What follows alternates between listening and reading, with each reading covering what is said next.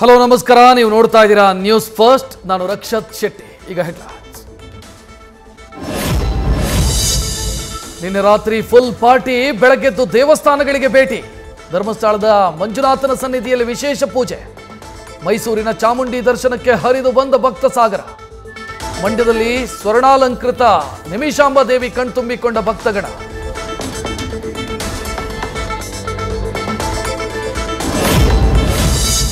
ಹೊಸ ವರ್ಷಕ್ಕೆ ಭರ್ಜರಿಯಾಗಿ ಮದ್ಯ ಮಾರಾಟ. ಅಬಕಾರಿ ಇಲಾಖೆಯ ಖಜಾನೆಗೆ ಹರಿದು ಬಂತು 106 ಕೋಟಿ ಆದಾಯ. ನಿನ್ನೆ ಒಂದೇ ದಿನ 308 ಕೋಟಿ ರೂಪಾಯಿಯ ಮದ್ಯ ಸೇಲ್.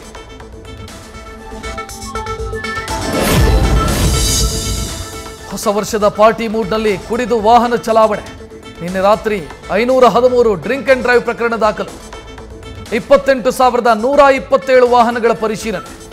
ದಂಡ ವಸೂಲಿ ಮಾಡಿರೋ ಪೊಲೀಸರು.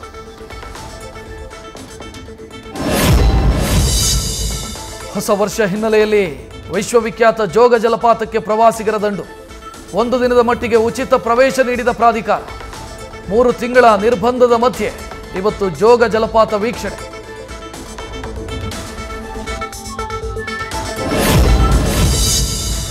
ಹೊಸ ವರ್ಷದ ಸಂಭ್ರಮದಲ್ಲಿ ಬೇಕರಿ ಮಾಲೀಕರಿಗೆ ಅಧಿಕಾರಿಗಳ ಶಾಕ್. ಬೇಕರಿಗಳಿಗೆ ಆಹಾರ ಸುರಕ್ಷಾ ಅಧಿಕಾರಿಗಳ ದಿಢೀರ್ ಭೇಟಿ.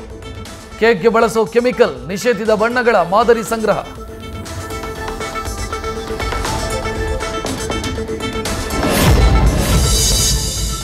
ಚಿನ್ನ ವಂಚನೆ ಕೇಸ್ನಲ್ಲಿ ಪೊಲೀಸ್ ಕಸ್ಟಡಿಯಿಂದ ಐಶ್ವರ್ಯ ದಂಪತಿ ರಿಲೀಸ್. ನಿನ್ನೆ ಇಬ್ಬರಿಗೆ ಜಾಮೀನು ಮಂಜೂರು ಮಾಡಿದ್ದ ಹೈಕೋರ್ಟ್. ಚಂದ್ರ ಲೇಔಟ್ ಪೊಲೀಸ್ ಠಾಣೆಯಿಂದ ರಿಲೀಸ್ ಆದ ಆರೋಪಿಗಳು.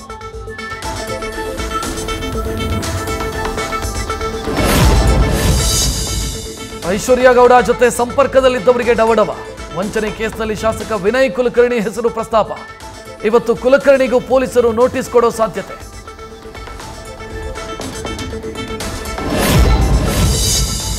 ಐಶ್ವರ್ಯ ವಂಚನೆ ಕೇಸ್ನಲ್ಲಿ ಮತ್ತೊಬ್ಬ ಕೈ ಶಾಸಕನ ಹೆಸರು ಪ್ರಸ್ತಾಪ.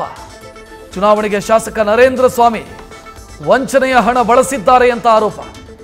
ಕೇಸನ್ನ ಸಿಬಿಐ ಇಡಿಗೆ ವಹಿಸಬೇಕು ಅಂತ ಮಾಜಿ ಶಾಸಕ ಅನ್ನದಾನಿ ಆಗ್ರಹ.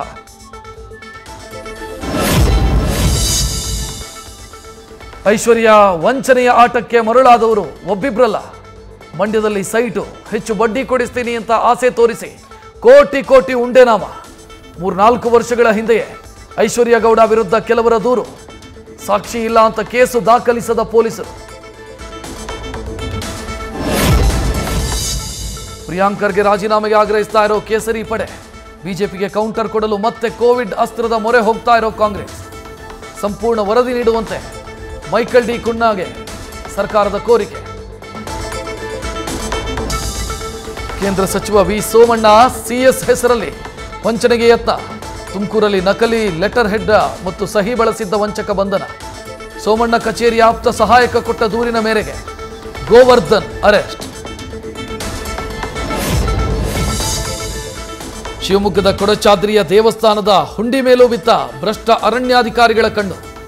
ಶಂಕರಾಚಾರ್ಯರ ಪೀಠಕ್ಕೆ ಭಕ್ತರು ಹಾಕಿದ್ದ ಹಣ ಫಾರೆಸ್ಟ್ ಗಾರ್ಡ್ ಎಗರಿಸಿದ್ದ ಆರೋಪ. ಅಧಿಕಾರಿ ಆನಂದ್ ಬಳಿಗಾರ್ ನಡೆಗೆ ತೀವ್ರ ಆಕ್ರೋಶ, ಅಮಾನತಿಗೆ ಆಗ್ರಹ. ಕರಾವಳಿಯಲ್ಲಿ ನಿಲ್ಲದ ಸೈಬರ್ ಖದೀಮರ ಅಟ್ಟಹಾಸ. ಮಂಗಳೂರಲ್ಲಿ 40 ಕೋಟಿ ರೂಪಾಯಿ ಲೂಟಿ ಮಾಡಿರೋ ಸೈಬರ್ ವಲ್ಚರ್ಸ್. ಸೈಬರ್ ಖದೀಮರ ಆಟಕ್ಕೆ ಬ್ರೇಕ್ ಹಾಕಲು ಪೊಲೀಸರಿಗೆ ಕಮಿಷನರ್ ಟಾಸ್ಕ್. 2017ರಲ್ಲಿ ಯಮನ್ ಪ್ರಜೆಯನ್ನ ಕೊಂದ ಆರೋಪ. ಕೇರಳದ ನರ್ಸ್ ನಿಮಿಷಾಗೆ ಮರಣದಂಡನೆ ಶಿಕ್ಷೆ. ನರ್ಸ್ ರಕ್ಷಣೆಗಾಗಿ ಕುಟುಂಬದ ಪರ ನಿಂತ ಭಾರತ ಸರ್ಕಾರ.